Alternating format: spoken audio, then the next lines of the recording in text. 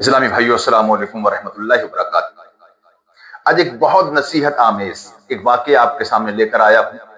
خدائے وحدہ لا شریک ارشاد فرماتا ہے، الہاکم التکاثر حتی زرتم المقابر۔ مال کی زیادہ طلبی نے تمہیں اللہ کی یاد سے غافل رکھا، یہاں تک کہ تم نے قبروں کا منہ دیکھا۔ اس کو میں ایک واقعے کے ذریعے آپ کو سمجھانے کی کوشش کروں گا، اور مجھے امید ہے انشاءاللہ الکریم آپ پوری بات سمجھ جائیں گے۔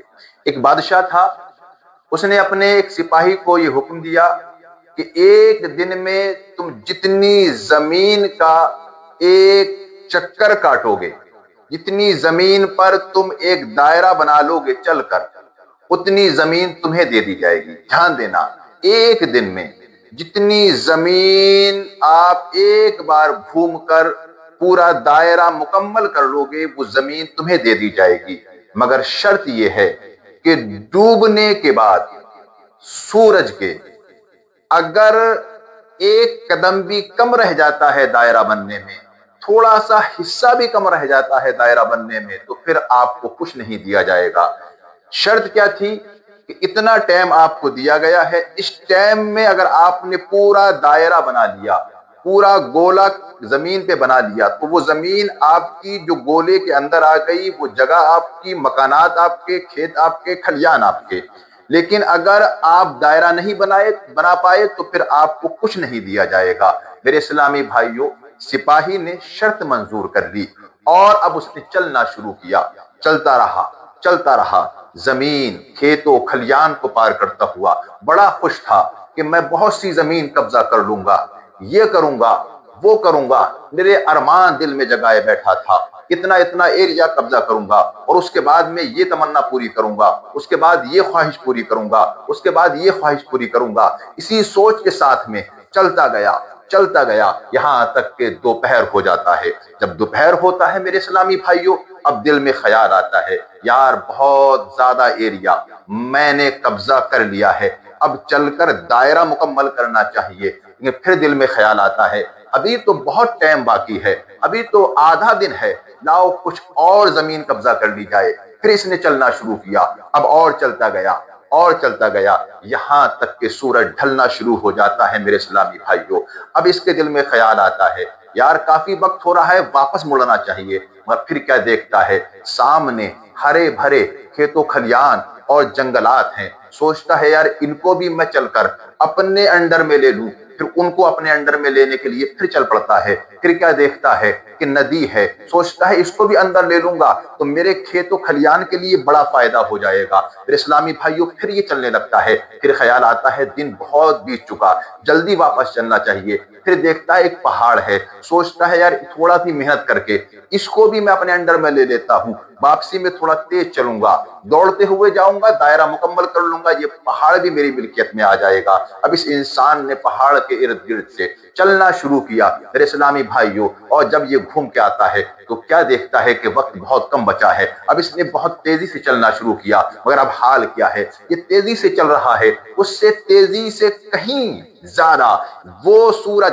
جو اس کے لیے ایک میعاد مقرر کیے ہوئے تھا وہ چل رہا تھا۔ اب یہ دیکھتا ہے کہ جتنی تیزی سے میں چل رہا ہوں اس سے زیادہ تیزی سے تو سورج چل رہا ہے۔ اب اس نے اور تیز چلنا شروع کر دیا۔ حضرات گرامی، اب اس نے دھیرے دھیرے محسوس کیا کہ یار میں بہت لمبا آیا ہوں، اب اگر اسی رفتار سے چلوں گا تو میں دائرہ مکمل نہیں کر پاؤں گا، ایک گول راؤنڈ مکمل نہیں کر پاؤں گا۔ اس نے بھاگنا شروع کر دیا تاکہ میں ٹائم سے پہلے دائرہ مکمل کر لوں اور ساری زمین، کھیت و کھلیان جو میں نے اب تک چل کے اپنے قبضے میں کیے ہیں وہ سب میرے ہو جائیں۔ اس نے دوڑنا شروع کر دیا۔ اب یہ دوڑتا جا رہا ہے، کچھ دیر کے بعد حال یہ ہے کہ پسینے آ رہے ہیں، سانس پھول رہی ہے۔ میرے اسلامی بھائیو، چلنا دوبر ہو رہا ہے، مگر اب حال یہ ہے کہ یہ انسان سوچ رہا ہے کچھ اور کوشش کر لوں تاکہ میں ٹائم سے پہنچ جاؤں۔ حضرات گرامی، اب اس نے اور طاقت سے چلنا شروع کر دیا اور اس کی سانس پھولنے لگی، پسینے میں سرابور ہو گیا۔ ایک منٹ اس کو ایسا محسوس ہوتا تھا، کاش 2 لمحہ اور مل جائے تاکہ میں جلد سے جلد پہنچ سکوں۔ اب یہ اپنی پوری پوری طاقت کے ساتھ پوری رفتار کے ساتھ دوڑ رہا ہے۔ حضرات گرامی یہ انسان دوڑتے دوڑتے چلتا جا رہا ہے، بڑھتا جا رہا ہے، اور ادھر سورج ہے کہ اس سے تیزی کے ساتھ میں وہ ڈھلتا جا رہا ہے، وہ غروب ہونے کی کگار پہ ہے۔ حضرات گرامی آخرکار نوبت یہاں تک کہ آتی ہے، یہ انسان اتنا تھک جاتا ہے کہ اس کے بدن نے اس کا ساتھ چھوڑ دیا، مگر پھر یہ لالچ لے کر چلتا ہے کہ کاش تھوڑی سی محنت اور کر لوں تاکہ میں دائرہ مکمل کر لوں، اور آخرکار نتیجہ یہ ہوتا ہے کہ یہ انسان دائرہ مکمل کر رہا ہوتا ہے اس وقت جب سورج ڈوب رہا ہوتا ہے، اور یہ گرتا ہے اس طور پر کہ اس کا سر اس جگہ پہ جا کے گرتا ہے جہاں سے اس نے چلنا شروع کیا تھا، اور اس کے قدم اس جگہ رک جاتے ہیں جہاں دائرہ ختم ہونے والا تھا۔ میرے اسلامی بھائیو، زمین پہ گرتا ہے اور دنیا سے چلا جاتا ہے۔ بادشاہ اس کے قریب آتا ہے، آنے کے بعد کہتا ہے لوگوں دیکھو، اس کے نصیب میں صرف اتنی جگہ تھی جتنی جگہ پہ یہ گرا پڑا ہے، جتنی جگہ پہ یہ مرا پڑا ہے، مگر اس نے لالچ کے چکر میں اپنی اتنی جگہ کو نہ دیکھا، بلکہ یہ قبضہ کرنے کے لیے چلتا گیا اور اپنی آرزویں پالتا گیا۔ آج اس کے حصے میں کتنی جگہ آئی؟ اتنی جگہ جتنی جگہ میں یہ گرا ہوا ہے۔ اس نے بہت بڑا رقبہ چل کر قبضہ کیا، مگر آخرکار اس کے حصے میں کیا آیا؟ وہی جگہ جہاں یہ گرا پڑا ہے۔ اب غور کریں میرے اسلامی بھائیوں، رمضان کا مہینہ آ رہا ہے، اس مہینے میں بھی ہم لوگ عبادت سے دور ہو جاتے ہیں اور مال کی زیادہ طلبی میں لگے رہتے ہیں، یہاں تک کہ ایک دن موت کا فرشتہ آتا ہے تو ہمیں معلوم ہوتا ہے کہ جو زمینیں ہم نے دن رات محنت کر کے کمائی تھی وہ ہمارے کسی کام کی نہیں، ہمارے کام کی تو وہ زمین ہے جہاں پہ لا کے لوگوں نے ہمیں دفن کر دیا ہے۔